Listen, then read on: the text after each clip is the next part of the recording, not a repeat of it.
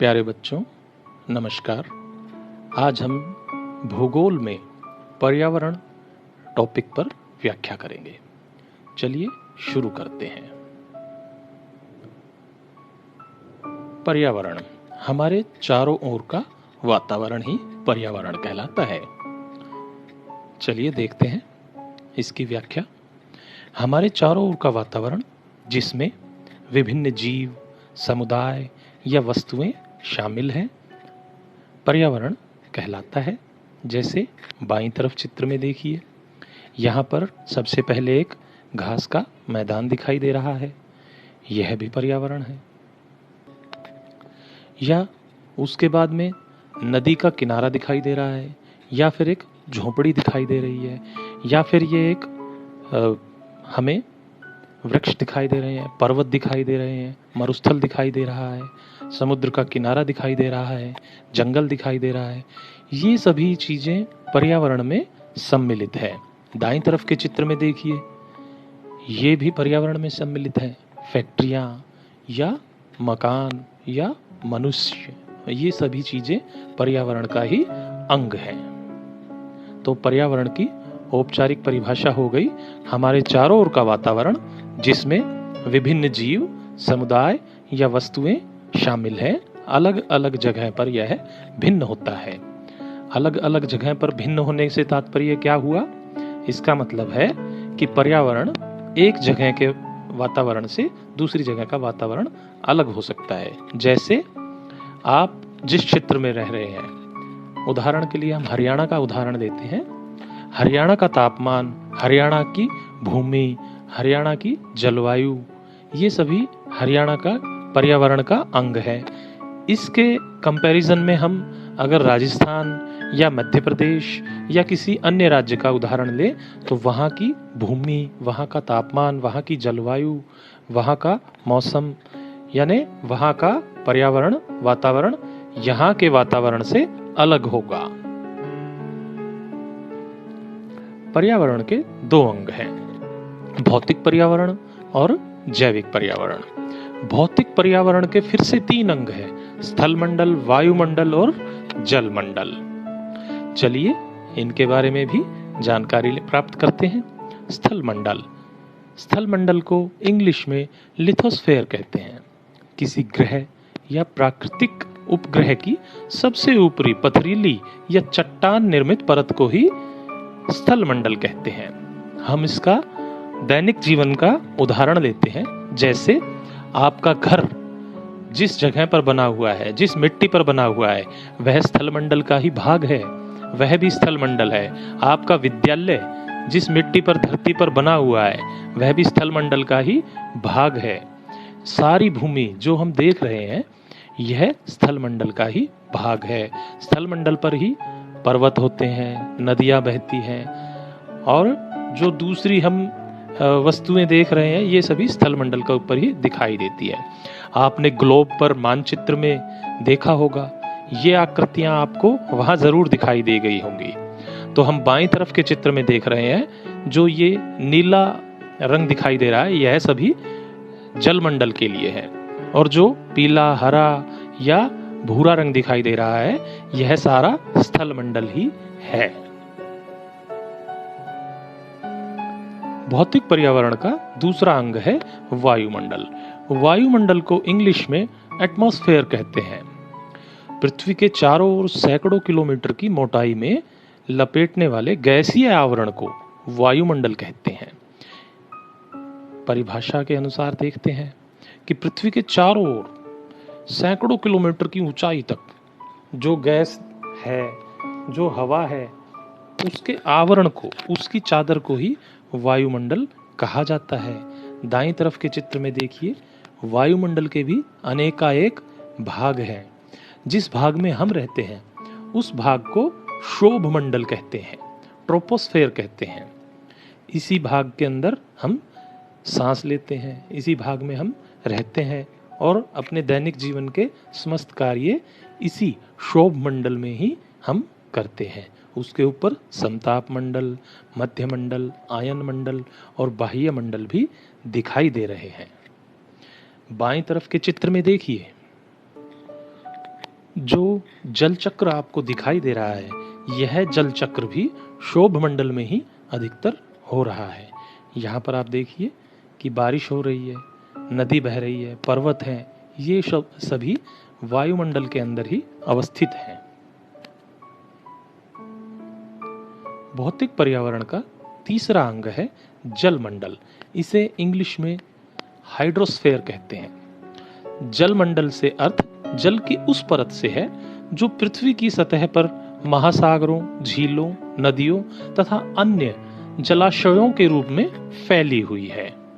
जैसे बाईं तरफ के ऊपर वाले चित्र में हम ग्लेशियर देख रहे हैं, बर्फ के पहाड़ दिखाई दे रहे हैं और महासागर का जल भी दिखाई दे रहा है। यह जलमंडल का ही अंग है।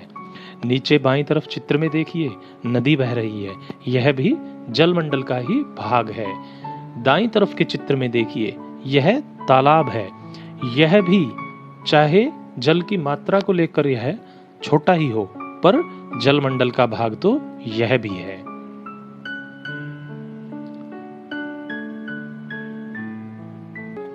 अब जैविक पर्यावरण।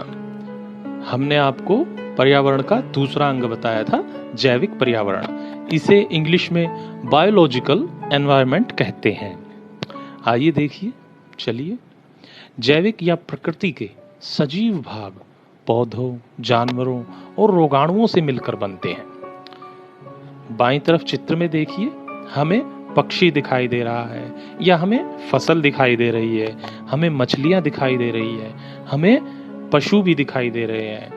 ये सभी जैविक पर्यावरण यानी सजीव भाग हैं, पर्यावरण के सजीव भाग हैं। दाईं तरफ चित्र में एक किसान अपने खेत में हल चला रहा है, ये बैल भी जैविक पर्यावरण का अंग है, ये किसान भी जैविक पर्यावरण का अंग है। इस प्रकार हमने देखा कि सजीव चीजों को मिलाकर जैविक पर्यावरण का निर्माण होता है। चलिए इसकी औपचारिक परिभाषा हम फिर से पढ़ते हैं। जैविक या प्रकृति के सजीव भाग पौधों, जानवरों और रोगाणुओं से मिलकर जैविक पर्यावरण का निर्माण होता है। आइए जीवन की रचना के बारे में जानें। पर्यावरण, जलमंडल, स्थलमंडल और वायुमंडल, ये तीनों मंडल मिलकर अपनी अंतःक्रिया से जैव मंडल का निर्माण करते हैं। यानी अगर इनमें से कोई भी एक चीज ना हो तो जैव मंडल का निर्माण नहीं होगा। आप कल्पना कीजिए, यदि स्थलमंडल ना हो यानी धरती ही ना हो, भूमि ही ना हो, तो हम फसल कहाँ से प्राप्त करेंगे, हम घर कहाँ बनाएंगे, हम रहेंगे कहाँ? या जलमंडल ना हो तो जल के बिना हम रहेंगे कहाँ पर? हम पानी नहीं पिएंगे या हमारी फसलों को पानी नहीं मिलेगा तो हम कैसे जीवित रहेंगे? या स्थलमंडल, अब वायुमंडल को ही देखिए, अगर वायु ना हो, अगर प्राणवायु हमें ना प्राप्त हो, हमारी फसलों को ना प्राप्त हो, हमारे पशुओं को ना प्राप्त हो, तो हम सांस नहीं लेंगे तो मर जाएंगे। इसीलिए जैवमंडल तीनों मंडलों को मिलाकर बनता है। यानी जैवमंडल की परिभाषा हुई स्थलमंडल, वायुमंडल और जलमंडल मिलकर ऐसी पारस्परिक परिस्थितियों का निर्माण करते हैं जिससे जीवन उत्पन्न होता है, यानी जैवमंडल उत्पन्न होता है। अगला टॉपिक है पारितंत्र यानी इकोसिस्टम। एक क्षेत्र विशेष के सभी जीवधारी अर्थात पौधे, जानवर और अणुजीव शामिल हैं जो कि अपने अजैव पर्यावरण के साथ अंतःक्रिया करके एक संपूर्ण जैविक इकाई बनाते हैं, पारितंत्र कहलाता है। इसे समझने का प्रयास करते हैं। जैसे सभी पेड़ पौधे, जीव जंतु, मानव अपने आसपास के पर्यावरण पर आश्रित होते हैं, अपने आसपास के वातावरण से भोजन ग्रहण करते हैं, रहने के लिए आश्रय स्थल प्राप्त करते हैं, अपनी दैनिक क्रियाएं भी इसी आसपास के वातावरण में करते हैं। अतः वे एक दूसरे पर आश्रित होते हैं। जीवधारियों के इस आपसी सहयोग और आसपास के वातावरण के बीच के संबंध को ही पारितंत्र कहा जा सकता है। जैसे अधिक वर्षा वाले वन, घास भूमि, रेगिस्तान और दूसरे महासागर, तालाब भी पारितंत्र का अंग है, क्योंकि जीवधारी इन पर भी निर्भर है। इनसे कहीं ना कहीं कुछ ना कुछ संसाधन प्राप्त करते हैं। तो सभी सजीव और निर्जीव चीज मिलकर एक तंत्र का निर्माण करते हैं। यह तंत्र ही पारितंत्र कहलाता है। जैसे चित्र में हम देख रहे हैं कि चीजें एक दूसरे पर निर्भर है। हम सूर्य से प्रकाश ले रहे हैं, पौधे सूर्य से प्रकाश ले रहे हैं, हम पौधों से फसल प्राप्त कर रहे हैं, हम पौधों से भोजन प्राप्त कर रहे हैं, हम पौधों को खाद दे रहे हैं। तो इस तरह से सभी जीव एक दूसरे को कुछ ना कुछ दे रहे हैं। यही पारितंत्र है। पारितंत्र में उदाहरण के लिए हम भोजन श्रृंखला भी देख सकते हैं। जैसे ऊपर वाले चित्र में देखिए, कॉर्न यानी मक्का को चूहे खाते हैं और चूहे को आउल यानी उल्लू खाता है। दूसरे चित्र में गाजर को खरगोश यानी रैबिट ले रहा है, रैबिट को फॉक्स और फॉक्स को लायन। इस तरह से इनका ये पारितंत्र हो गया। तो जीवों का एक दूसरे के लिए, भोजन के लिए आश्रित होना ही पारितंत्र का अंग है।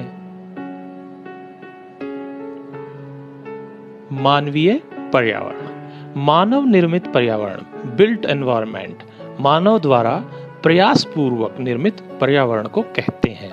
यानी मनुष्य किसी कार्य के लिए प्रयास करे, कोशिश करे और फिर उस रचना को बनाए, तो यह मानव निर्मित रचना ही मानव निर्मित पर्यावरण कहलाएगा। यह भौतिक पर्यावरण से भिन्न है। इसमें भवन, पार्क सहित बहुत सारी चीजें आती हैं। जैसे हम बाएं चित्र में देख रहे हैं, नाव देख रहे हैं, हमें बिल्डिंगें दिखाई दे रही है, पर साथ में ये कूड़ा करकट भी दिखाई दे रहा है। यह भी मानव निर्मित पर्यावरण का ही हिस्सा होगा। दाएं चित्र में देखिए, हमें ऊंची ऊंची इमारतें दिखाई दे रही हैं, सड़क दिखाई दे रही है, हमें वाहन दिखाई दे रहे हैं, हमें पार्क दिखाई दे रहे हैं, पुल दिखाई दे रहे हैं। ये सब मानव निर्मित चीजें हैं, इसलिए ये मानव निर्मित पर्यावरण है। पर आप एक बात सोचिए, क्या ये सभी पूरी तरह से मानव निर्मित पर्यावरण है? नहीं, पूरी तरह मानव निर्मित नहीं है। जैसे हम बाएं चित्र में पानी देख रहे हैं, यह पानी मानव निर्मित नहीं है। हम दाएं चित्र में पेड़ देख रहे हैं, मनुष्य ने इन पेड़ों को लाकर यहाँ पर लगाया जरूर है, पर यह मानव निर्मित नहीं है। यह प्रकृति निर्मित थे और मानव ने इन्हें यहाँ लाकर लगा दिया है। यानी हम अगर सरल शब्दों में कहें तो मानव निर्मित वस्तुएं मानव निर्मित पर्यावरण है। जैसे आपका विद्यालय, यह मानव निर्मित है। आपके आसपास अस्पताल, यह मानव निर्मित पर्यावरण का अंग होंगे। आपका घर मानव निर्मित पर्यावरण है। आपके घर में लगे हुए कूलर या पंखे, ये मानव निर्मित पर्यावरण के ही अंग होंगे। पर आपके आंगन में लगा हुआ पेड़, यह मानव निर्मित नहीं है। यह आपने लगाया है, पर यह प्रकृति द्वारा ही दिया गया है, प्रकृति द्वारा ही उत्पन्न हुआ है। तो यह मानव निर्मित नहीं होगा, यह प्राकृतिक रूप से उत्पन्न हुआ होगा। तो मानवीय पर्यावरण यानी मानव द्वारा बनाया हुआ वातावरण।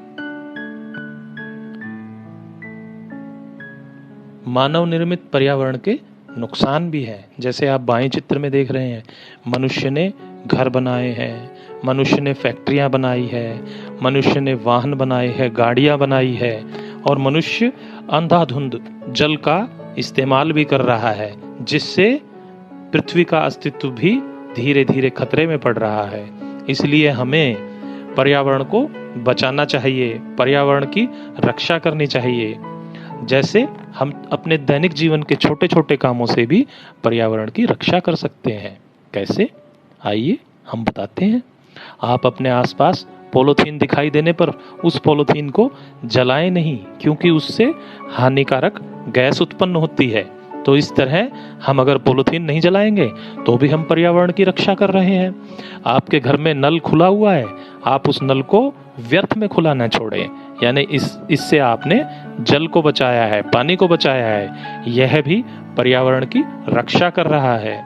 आपने बिजली का स्विच देखा, यह ऑन है और बिजली का इस्तेमाल अभी आवश्यक नहीं है, आप उसे ऑफ कर दीजिए। आपने बिजली बचाई, आपने पर्यावरण की रक्षा की। इस तरह से हम छोटी छोटी चीज़ों को करके अपने पर्यावरण को, अपनी पृथ्वी को बचा सकते हैं, उसकी रक्षा कर सकते हैं। तो बच्चों, आज हमने पर्यावरण पाठ की व्याख्या की है। इसके जो कठिन शब्द थे, कठिन परिभाषाएं थी, हमने उनका सरलीकरण किया है।